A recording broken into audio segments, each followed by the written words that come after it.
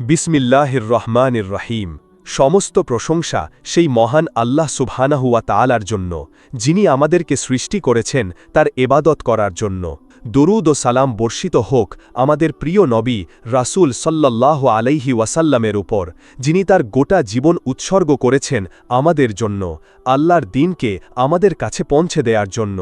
প্রিয় ভাইয়েরা ও বোনেরা, আপনারা কখনো ভেবে দেখেছেন কি এমন কোনো আমল থাকতে পারে যা আপনাকে এমন এক অবিশ্বাস্য পুরস্কার এনে দিতে পারে যা শুনলে আপনি হয়তো চমকে উঠবেন?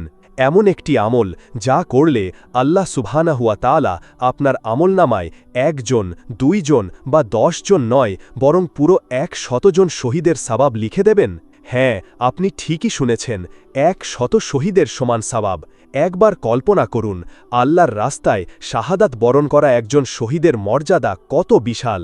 পবিত্র কোরআনে আল্লাহ শহীদদের মৃত বলতে নিষেধ করেছেন, বরং বলেছেন তারা জীবিত এবং তাদের রবের পক্ষ থেকে তাদেরকে রিজিক প্রদান করা হয়। এমন 100 জন শহীদের সমপরিমাণ সওয়াব পাওয়ার সুযোগ আমাদের প্রত্যেকের জন্য রয়েছে। কিন্তু আশ্চর্যের বিষয় হল, এই মহামূল্যবান আমলটি সম্পর্কে আমাদের সমাজের অনেকেই প্রায় পুরোপুরি উদাসীন।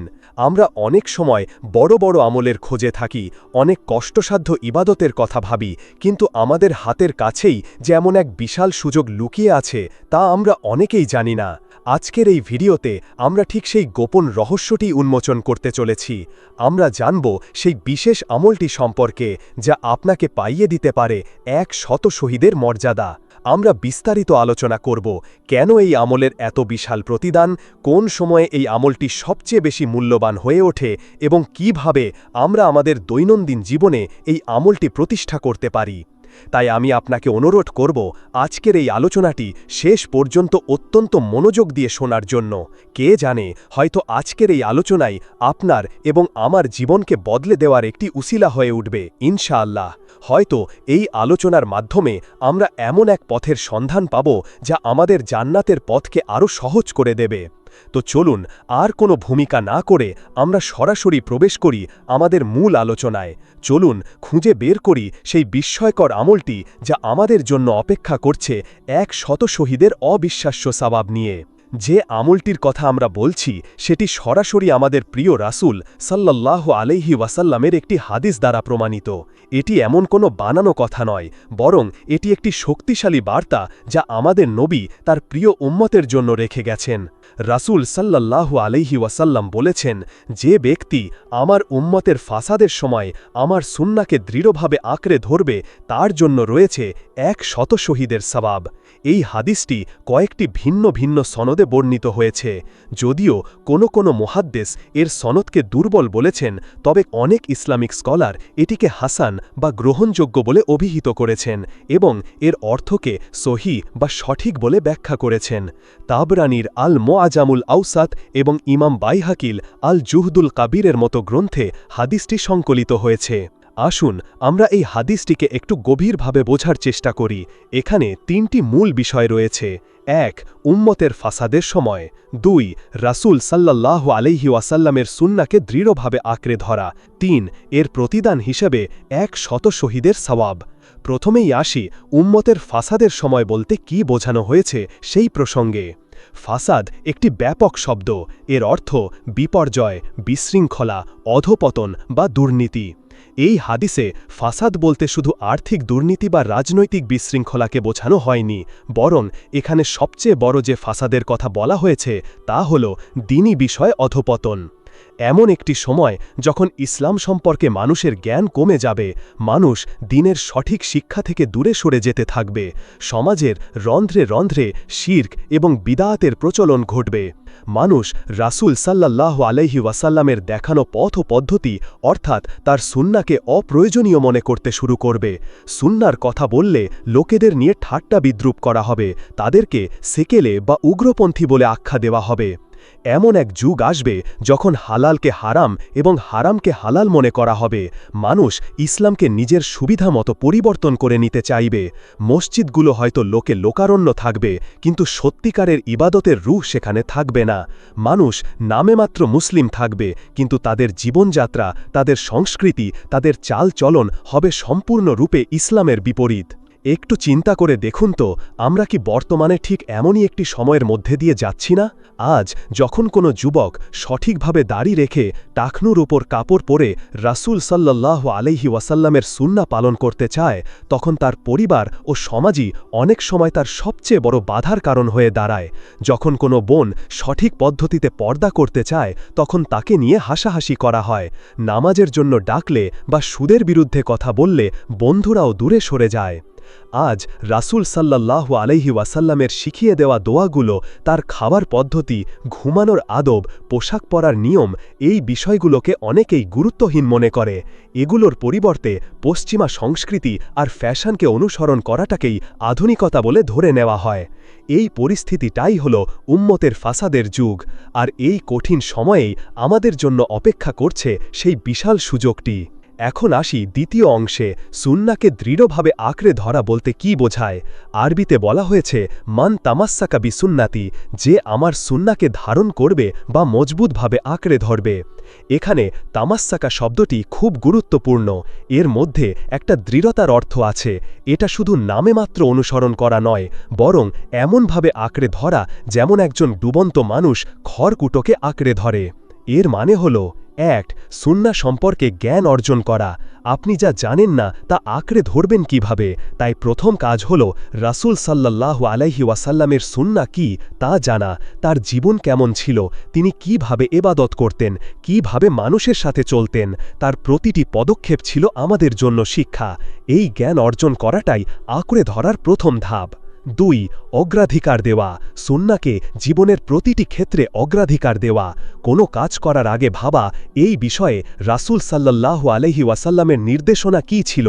আমার ব্যক্তিগত পছন্দের উপরে, সমাজের প্রচলিত প্রথার উপরে, পরিবারের রীতিনীতির উপরে রাসূল সাল্লাল্লাহু আলাইহি ওয়াসাল্লামের স্থান দেওয়া। ৩. আমল করা এবং অবিচল থাকা। শুধু জেনেই বসে থাকা নয়, বরং সেই অনুযায়ী আমল করা। আর সবচেয়ে কঠিন অংশটি হল এর ওপর অবিচল থাকা।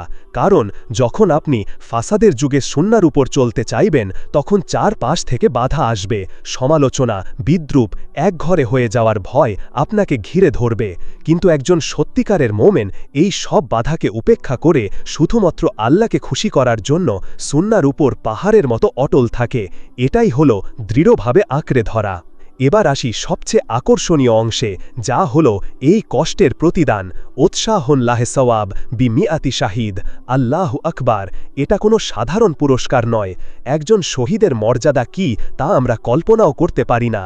শহীদ ব্যক্তিরা হলেন আল্লাহর এতটাই প্রিয় যে তাদেরকে কোনো প্রশ্ন করা ছাড়াই জান্নাতে প্রবেশ করানো হবে। তারা আরশের ছায়ায় থাকবেন। তাদেরকে দেখে জান্নাতের অন্য অধিবাসীরাও ঈর্ষা করবেন। রাসূল সাল্লাল্লাহু আলাইহি ওয়াসাল্লাম বলেছেন, জান্নাতে প্রবেশের পর আর কেউই দুনিয়াতে ফিরে আসার আকাঙ্ক্ষা করবে না, যদিও দুনিয়ার সব কিছুই তাকে দেওয়া হয়। শুধুমাত্র শহীদ ছাড়া, সে দুনিয়ায় ফিরে এসে 10 বার আল্লাহর রাস্তায় শাহাদাত বরণ করার আকাঙ্ক্ষা করবে, কেননা সে শাহাদাতের মর্যাদা দেখতে পাবে। সাহিহ বুখারী। এমন একজন শহীদের মর্যাদা যদি এই হয়, তাহলে একবার ভাবুন তো 100 জন শহীদের মর্যাদা কত বিশাল হবে। কিন্তু প্রশ্ন হল, ফাসাদের যুগে সুন্নাহ আঁকড়ে ধরার মতো একটি আমলের পুরস্কার শাহাদাতের মতো একটি আমলের চেয়েও 100 গুণ বেশি কেন? এর উত্তরটাও এই পরিস্থিতির মধ্যেই লুকিয়ে আছে। ১. শাহাদাত একটি এককালীন সর্বোচ্চ ত্যাগ। একজন মুজাহিদ যুদ্ধের ময়দানে যান এবং তার জীবনকে আল্লাহর জন্য উৎসর্গ করে দেন। এটা নিঃসন্দেহে এক কঠিন সাহসিকতার কাজ, কিন্তু তার কষ্ট এবং ত্যাগ একটি নির্দিষ্ট সময় শেষ হয়ে যায়। অন্যদিকে যে ব্যক্তি ফিতনা বা ফাসাদের যুগে সুন্নাহ আঁকড়ে ধরে বেঁচে থাকে, তার জিহাদ বা সংগ্রাম প্রতিদিনের 24 ঘণ্টার। সে যখন ঘুম থেকে ওঠে তখন তাকে সুন্নাহ অনুযায়ী উঠতে হয়। যখন সে ব্যবসা বা চাকরি করতে যায় তখন তাকে হারাম থেকে বাঁচার জন্য সংগ্রাম করতে হয়। যখন সে সামাজিক অনুষ্ঠানে যায় তখন তাকে অনইসলামিক রীতিনীতি থেকে নিজেকে বাঁচিয়ে রাখতে হয়। প্রতিটি পদক্ষেপে, প্রতিটি মুহূর্তে তাকে তার নফসের সাথে, সমাজের সাথে, শয়তানের প্ররোচনার সাথে যুদ্ধ করতে হয়। তার এই নীরব কিন্তু অবিরাম সংগ্রামটাকেই আল্লাহ সুবহানাহু ওয়া তাআলা এতটা মূল্যবান হিসেবে কবুল করে নিচ্ছেন। ২. শহীদ যখন শাহাদাত বরণ করেন, তখন তার চারপাশের পরিবেশ থাকে ঈমানের পক্ষে। তার সহযোদ্ধারা তাকে উৎসাহিত করে, সকলে তাকে একজন বীর হিসেবে দেখে। তার মধ্যে একটা ঈমানি উদ্দীপনা কাজ করে। কিন্তু ফাসাদের যুগে যে ব্যক্তি সুন্না আঁকড়ে ধরে সে সম্পূর্ণ একা। তার চারপাশে সবাই যখন ভুলের স্রোতে গা ভাসাচ্ছে তখন সে একা সেই স্রোতের বিপরীতে সাঁতার কাটে। তাকে উৎসাহিত করার মতো কেউ থাকে না, বরং তাকে নিয়ে উপহাস করা হয়, তাকে একঘরে করে দেওয়া হয়। এই চরম প্রতিকূল এবং একাকী পরিবেশে দিনের উপর টিকে থাকাটা নিঃসন্দেহে অনেক বেশি কঠিন।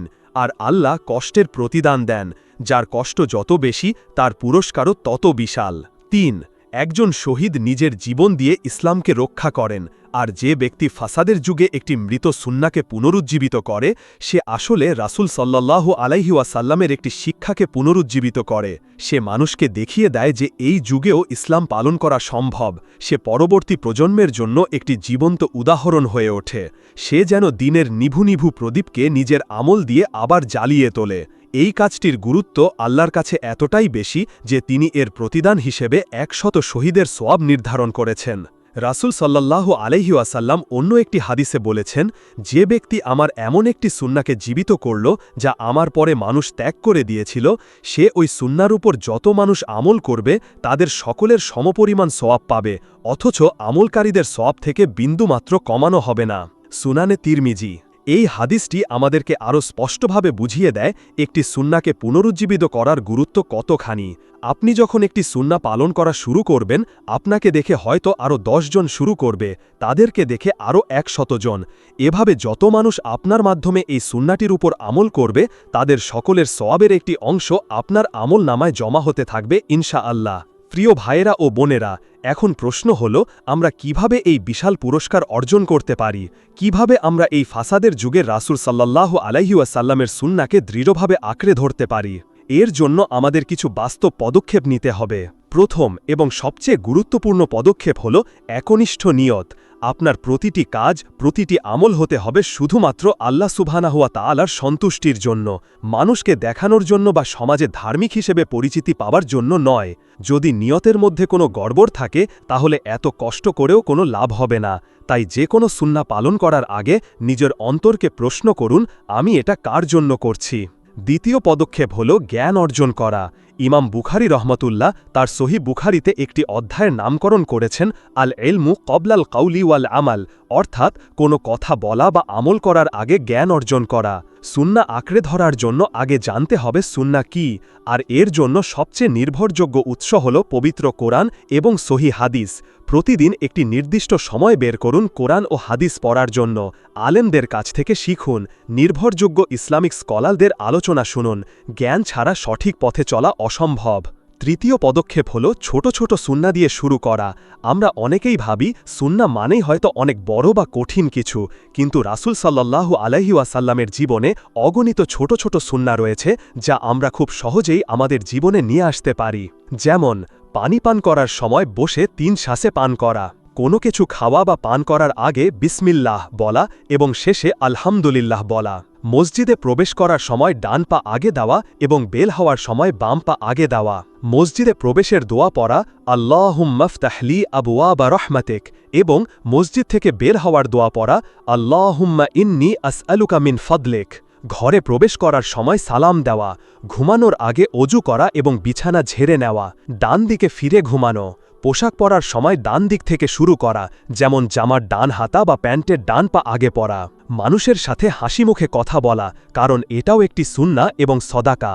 এই কাজগুলো করতে কিন্তু খুব বেশি কষ্ট হয় না, কিন্তু আপনি যখন একনিষ্ঠ নিয়তে শুধু রাসূল সাল্লাল্লাহু আলাইহি ওয়াসাল্লামকে ভালোবাসেন এবং তার অনুসরণ করতে চান, এই ভেবে এই আমলগুলো করবেন, তখন এই ছোট ছোট কাজগুলোই আপনার আমল নামাকে অনেক ভারী করে দেবে ইনশাআল্লাহ।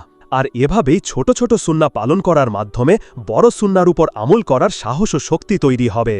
চতুর্থ পদক্ষেপ হল ধৈর্য এবং সাহসিকতা। মনে রাখবেন, পথটা সহজ হবে না। আপনি যখনই ব্যতিক্রমী হতে চাইবেন, ভালো হতে চাইবেন, সমাজের স্রোতের বিপরীতে চলতে চাইবেন, তখনই মানুষ আপনাকে নিয়ে কথা বলবে। আপনার বন্ধু, আপনার আত্মীয়, এমনকি আপনার পরিবারের সদস্যরাও হয়তো আপনাকে বুঝতে চাইবে না। তারা আপনাকে বলবে, এত বাড়াবাড়ি করার কি দরকার, সবাই তো এভাবেই চলছে, এগুলো না করলেও চলে। এই সময়টাতেই আপনার ধৈর্যের আসল পরীক্ষা। এই সময়টাতে আপনাকে মনে করতে হবে সেই 100 শহীদের সোয়াবের কথা। আপনাকে মনে করতে হবে আপনি এটা মানুষের জন্য করছেন না, আপনি আপনার রবকে খুশি করার জন্য করছেন, আর আল্লাহ ধৈর্যশীলদের সাথেই আছেন। পবিত্র কোরআনে আল্লাহ বলেছেন, হে ঈমানদারগণ, তোমরা ধৈর্য ও নামাজের মাধ্যমে সাহায্য প্রার্থনা করো, নিশ্চয় আল্লাহ ধৈর্যশীলদের সাথে আছেন। সূরা আল বাকারা আয়াত 153। এই সমালোচনার ভয়ে যদি আপনি সুন্নাহকে ছেড়ে দেন, তাহলে আপনি এই বিশাল পুরস্কার থেকে বঞ্চিত হবেন।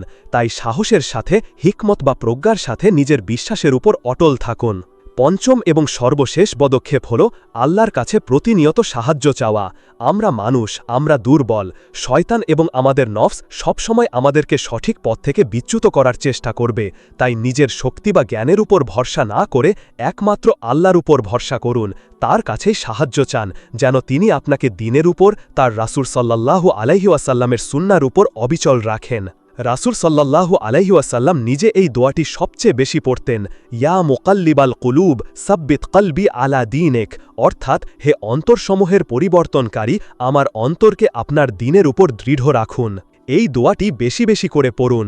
নামাজের সিজদায় আল্লাহর কাছে কান্নাকাটি করে বলুন, হে আল্লাহ, এই ফিতনার যুগে আমার ঈমানকে রক্ষা করুন, আমাকে আপনার রাসূল সাল্লাল্লাহু আলাইহি ওয়াসাল্লামের সুন্নাহকে আঁকড়ে ধরে বেঁচে থাকার এবং সেই অবস্থায় মৃত্যুবরণ করার তৌফিক দান করুন। আমিন। প্রিয় ভাইয়েরা ও বোনেরা, পরিশেষে একটি কথা বলতে চাই, 100 শহীদের সওয়াব পাওয়ার এই সুযোগটি কোনো নির্দিষ্ট গোষ্ঠীর জন্য নয়, এটা প্রত্যেক মুসলিমের জন্য, আপনার জন্য, আমার জন্য। এটা তাদের জন্য যারা এই অধপতনের যুগেও রাসূল সাল্লাল্লাহু আলাইহি ওয়াসাল্লামকে সত্যিকার অর্থে ভালোবাসেন এবং তার দেখানো পথে চলতে চান। হয়তো আপনি এমন একজন যিনি আগে ইসলাম সেভাবে পালন করতেন না, হয়তো আপনার অনেক ভুল ত্রুটি আছে, কিন্তু তাতে হতাশ হওয়ার কিছু নেই। আল্লাহ অত্যন্ত দয়ালু এবং ক্ষমাশীল। আপনি যদি আজই একনিষ্ঠভাবে সিদ্ধান্ত নেন যে আপনি এখন থেকে আপনার জীবনকে রাসূল সাল্লাল্লাহু আলাইহি ওয়াসাল্লামের সুন্নাহ অনুযায়ী সাজাবেন, তাহলে আল্লাহ আপনার অতীতের সমস্ত গুনাহ মাফ করে দিতে পারেন এবং আপনাকে এই বিশাল পুরস্কারের জন্য কবুল করে নিতে পারেন। আসুন আমরা আজ থেকেই চেষ্টা শুরু করি। আসুন আমরা রাসূল সাল্লাল্লাহু আলাইহি ওয়াসাল্লামের একটি করে হলেও সুন্নাহকে আমাদের জীবনে ফিরিয়ে আনি। আসুন আমরা সেই সৌভাগ্যবানদের দলে অন্তর্ভুক্ত হওয়ার জন্য প্রতিযোগিতা করি, যাদের আমলনামায় আল্লাহ সুবহানাহু ওয়া তাআলা 100 শহীদের সওয়াব লিখে দেবেন। আল্লাহ সুবহানাহু ওয়া তাআলা আমাদের সবাইকে কথাগুলো বোঝার এবং সেই অনুযায়ী আমল করার তৌফিক দান করুন। আল্লাহ যেন আমাদের সবাইকে এই ফাসাদের যুগে তার রাসূল সাল্লাল্লাহু আলাইহি ওয়াসাল্লামের সুন্নাহকে দৃঢ়ভাবে আঁকড়ে ধরার শক্তি দান করেন এবং এই আমলের উসিলায় আমাদের সবাইকে সেই বিশাল প্রতিদান 100 শহীদের সওয়াব অর্জন করার সৌভাগ্য দান করুন। আমিন। আজ এ পর্যন্তই। ভিডিওটি যদি আপনার হৃদয় ছুঁয়ে যায়, তাহলে এটা শেয়ার করে আপনার প্রিয় মানুষদেরকে এই তথ্যটি জানিয়ে দিন, যেন তারাও এটি জানতে পারে। এরকম ইসলামিক তথ্যবহুল ভিডিও সবার আগে পেতে চ্যানেলটি সাবস্ক্রাইব করে পাশের বেল আইকনটি ক্লিক করে রাখুন।